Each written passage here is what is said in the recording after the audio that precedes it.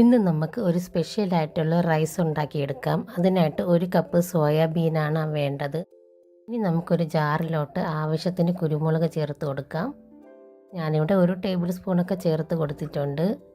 ഒരു കഷ്ണം ഇഞ്ചി, 3-4 വെളുത്തുള്ളിയും കൂടെ നമുക്ക് ചേർക്കാം. പിന്നെ കുറച്ച് ജീരകം കൂടെ ചേർത്ത് നമുക്ക് നന്നായിട്ട് അരച്ചെടുക്കാം. ഒട്ടും വെള്ളം ചേർക്കാൻ പാടില്ല. അരച്ചെടുത്തതിന് ശേഷം ഒരു പാനിൽ ഓയിൽ ചേർത്തിട്ട് ഈ അരച്ചെടുത്ത മിക്സ് നമുക്ക് ചേർത്ത് കൊടുത്ത് നന്നായിട്ട് വഴറ്റിയെടുക്കാം. അത് വഴറ്റി വന്നതിന് ശേഷം ഇതിലോട്ട് 1/2 ടീസ്പൂൺ മുളക് പൊടി, 1/2 ടീസ്പൂൺ മല്ലിപ്പൊടി, 1/4 ടീസ്പൂൺ ഗരം മസാല എന്നിവ ചേർത്ത് പച്ചമണം മാറുന്നത് വരെ വഴറ്റിയെടുക്കാം. നമുക്കിതിലോട്ട് വേവിച്ച് വെച്ചിരിക്കുന്ന സോയാബീൻ കൂടെ ചേർക്കാം. ഞാനൊരു പാത്രത്തിൽ ശകലം വെള്ളം ചേർത്തതിന് ശേഷം അത് നന്നായിട്ട് തിളച്ച് വന്നപ്പോൾ ഈ സോയാബീൻ ചേർത്ത് 3 മിനിറ്റ് വേവിച്ചെടുത്തു. ഈ 3 മിനിറ്റ് മാത്രം നമുക്ക് വേവിച്ചാൽ മതി. അത്യാവശ്യം നന്നായിട്ട് കുക്കായി കിട്ടും. ഇതിൽ അല്പം വെള്ളം കൂടെ ചേർത്ത് നന്നായിട്ട് ഈ സോയാബീൻ മസാലയൊക്കെ മിക്സ് ചെയ്തെടുക്കണം.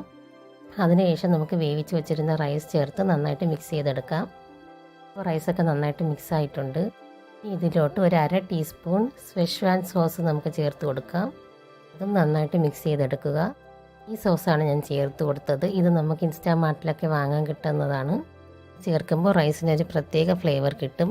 ഇത് ചേർത്തില്ലെങ്കിൽ നമുക്ക് നല്ല ടേസ്റ്റായിട്ട് തന്നെ ഉണ്ടാക്കിയെടുക്കാവുന്നതേ ഉള്ളൂ. ഇതൊരു വെറും ഓപ്ഷനിൽ മാത്രമാണ്. ഇനി നമുക്ക് നമ്മളെ സോയാബീൻ റൈസ് ഒരു സർവിങ് ബൗളിലോട്ട് മാറ്റാം. നമ്മളെ സോയാബീൻ റൈസ് ഇവിടെ റെഡി ആയിട്ടുണ്ട്. ഞാൻ 2 ദിവസമായിട്ട് ലോങ് വീഡിയോ ഒന്നും ഇടാത്തത് എനിക്ക് ജലദോഷമായിരുന്നു, അതാണ് ഇടാത്തത്. ഇതൊരു വീഡിയോ ആയിട്ട് വീണ്ടും വരുന്നതായിരിക്കും.